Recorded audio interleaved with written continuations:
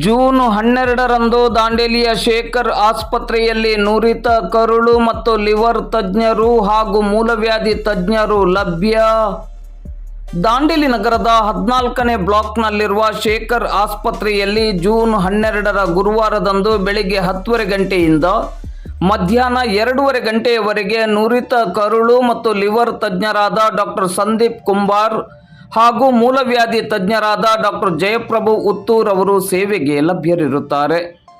Doctor Sandeep Kumbar ಅವರು acidity, gas, ವಾಂತಿ ಭೇದಿ, ಮಲಬದ್ಧತೆ, ಮಲದಲ್ಲಿ ರಕ್ತ, ಪಿತ್ತನಾಳದಲ್ಲಿ ಕಲ್ಲಿನ ಸಮಸ್ಯೆ, ಜಾಂಡೀಸ್, ತೂಕ ಕಡಿಮೆ ಆಗುವುದು, ಹೊಟ್ಟೆ ಹಸಿಯದೇ ಇರುವುದು, ಕಾಲು ಬಾವು, ರಕ್ತದ ವಾಂತಿ, ನುಂಗಲು ತೊಂದರೆ, ಹೊಟ್ಟೆ ನೋವು, liver cirrhosis, digestive cancer, pancreatitis ಮೊದಲಾದವುಗಳಿಗೆ ಚಿಕಿತ್ಸೆಯನ್ನು ನೀಡಲಿದ್ದಾರೆ.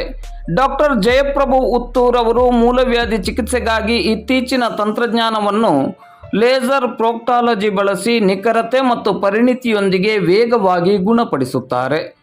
ದಾಂಡೇಲಿ ಹಾಗೂ ನಗರದ ಸುತ್ತಮುತ್ತಲ ಸಾರ್ವಜನಿಕರು ಇದರ ಪ್ರಯೋಜನವನ್ನು ಪಡೆದುಕೊಳ್ಳುವಂತೆ ಶೇಖರ್ ಆಸ್ಪತ್ರೆಯ ಮುಖ್ಯಸ್ಥರಾದ ಡಾಕ್ಟರ್ ಶೇಖರ್ ಹಂಚಿನಾಳ್ ಮಠ್ ಅವರು ಮಾಧ್ಯಮದ ಮೂಲಕ ವಿನಂತಿಸಿದ್ದಾರೆ.